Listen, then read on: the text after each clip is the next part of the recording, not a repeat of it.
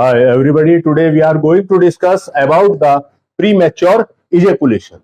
देखिए premature ejaculation किसको कहते हैं, यानी कि इंटरकोर्स करते वक्त से पहले सीमेन का डिस्चार्ज हो जाना क्या कहलाता है, प्रीमेच्योर इजैकुलेशन कहलाता है, यानी कि early discharge of semen during intercourse के दौरान सीमेन का वक्त से पहले डिस्चार्ज हो जाना प्रीमेच्योर इजैकुलेशन कहलाता है। नॉर्मल टाइम जो होता है, देखिए नॉर्मल टाइम जो है वो मिनिमम 2 मिनट्स और मैक्सिमम 10 या उससे ज्यादा भी हो सकता है, तो ये नॉर्मल टाइम होता है। और एक एवरेज जो इसका लिया जाता है वो तकरीबन 5 मिनट का जो है इसका एवरेज लिया जाता है। लेकिन अगर 1 मिनट से पहले डिस्चार्ज हो रहा है तो उसको हम फिर प्रीमेच्योर इजैकुलेशन की कैटेगरी में रखते हैं। प्रीमेच्योर इजैकुलेशन की जो प्रॉब्लम है ये एक्चुअल में कुछ ही कम लोगों के अंदर होती है, कुछ कम ही लोगों के अंदर होती है, बाकी तो साइकोलॉजिकल होता है, लेकिन बहुत कम लोगों के अंदर जो है इस तरह की प्रॉब्लम देखने को मिलती है। टाइप्स ऑफ प्रीमेच्योर इजैकुलेशन, इस प्रीमेच्योर इजैकुलेशन के 2 टाइप हो सकते हैं, एक प्राइमरी और एक सेकेंडरी। प्राइमरी टाइप जो होता है इसका, उसमें ये प्रॉब्लम उसको काफी लंबे समय से चली आ रही है, तो ये आपका जो है प्राइमरी होता है और ये मोस्टली साइकोलॉजिकल होती है। दूसरा होता है सेकेंडरी प्रीमेच्योर इजैकुलेशन, यानी कि जो रिसेंटली अभी पैदा हुई है उसको हम सेकेंडरी की कैटेगरी में रखते हैं। और ये दोनों तरह की हो सकती है, यानी कि फिजिकल ट्रॉमा हो या साइकोलॉजिकल हो, ये दोनों कंडीशन में जो है आपका पैदा हो सकती है। कॉजेज को हम देखते हैं, causes of premature ejaculation.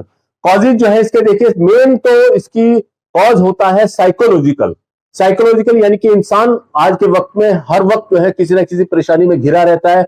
Anxiety हुआ, डिप्रेशन हुआ, स्ट्रेस हुआ, तो ये सब साइकोलॉजिकल डिसऑर्डर्स हैं जो आपका इस तरह की परेशानी को पैदा कर सकते हैं।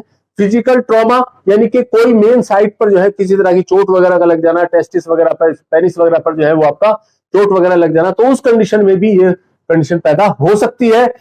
इंक्रीज पेनिस सेंसिटिविटी, यानी कि पेनिस की सेंसिटिविटी बहुत ज्यादा बढ़ जाए, और इंक्रीज एक्साइटमेंट बहुत ज्यादा बढ़ जाए जो है आपका पेनिस का, यानी किसी फीमेल को, लड़की को देखते ही उसके अंदर एक एक्साइटमेंट पैदा हो जाए, तो उस कंडीशन में ये परेशानी जो है आपका पैदा हो सकती है। रिड्यूस लेवल ऑफ सीरोटोनिन, यानी कि जो रेस्पॉन्सिबल होता है आपका सेक्सुअल डिजायर के लिए, तो वो उसका लेवल जो है वो आपका सीरोटोनिन का लेवल जो है वो आपका कम हो जाए।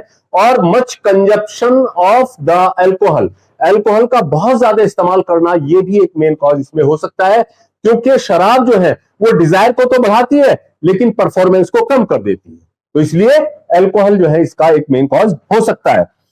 ट्रीटमेंट को जो हम देखते हैं, देखिए ट्रीटमेंट इसका जो है सेल्फ हेल्प बहुत जरूरी होती है। सेल्फ हेल्प में आप सबसे पहला काम क्या है कि अपने मन को शांत करिए। जब आप अपने पार्टनर से मिलने जा रहे हैं तो आप साइकोलॉजिकल बिल्कुल फिट होकर जाइए, मन को खुश करके जाइए, सारी एंग्जाइटी, तनाव वगैरह जो है सब बाहर रख के जाइए, तब उससे मिलेंगे और आपका मन खुश होगा तो आपका ये टाइमिंग ऑटोमेटिक जो है वो आपका इंक्रीज हो जाता है। नंबर 2 पर आता है आपका Kegel exercise.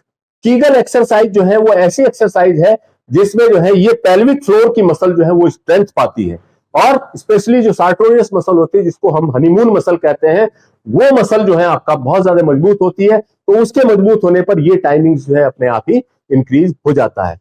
Number 3, use substance which decrease sensitivity of the penis, यानी कि ऐसे सब्सटेंस का इस्तेमाल करिए जो है आपके पेनिस की सेंसिटिविटी को थोड़ा कम कर दे। जैसे आप जब इंटरकोर्स करते हैं तो वहां पर जो है थिक स्किन जो है आपका कंडोम का इस्तेमाल करें, यानी कि जिसकी स्किन जो थोड़ा सा मोटा कंडोम है उसका इस्तेमाल करें।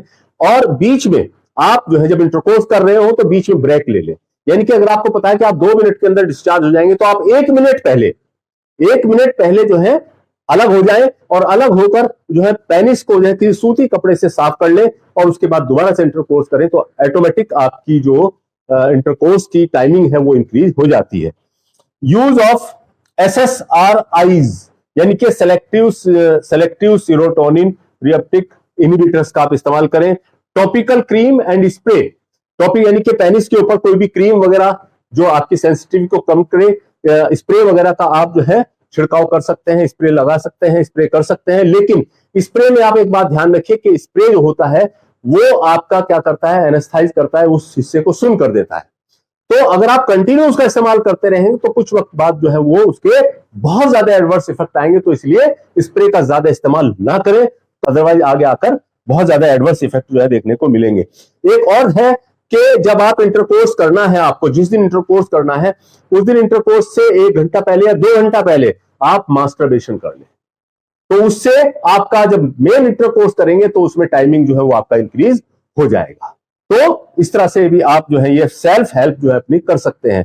मेडिसिनल के तौर पर अगर आप ट्रीटमेंट लेना चाहते हैं तो होम रेमेडी आपके घर में ही सामान मौजूद है, उससे आप जो है तैयार कर सकते हैं। एक तो तिल, सफेद तिल आते हैं और एक दालचीनी आती है, 50 ग्राम जो है, दोनों 50-50 ग्राम लेकर उसका पाउडर बना ले, सफूफ बना ले और उसके बाद जो है उसका रोजाना 5 ग्राम सुबह और 5 ग्राम शाम जो है दूध के साथ उसको इस्तेमाल करें तो बहुत जल्दी जो है आपको बेनिफिट मिलेगा, बहुत ज्यादा इसका रिजल्ट देखने में आएगा।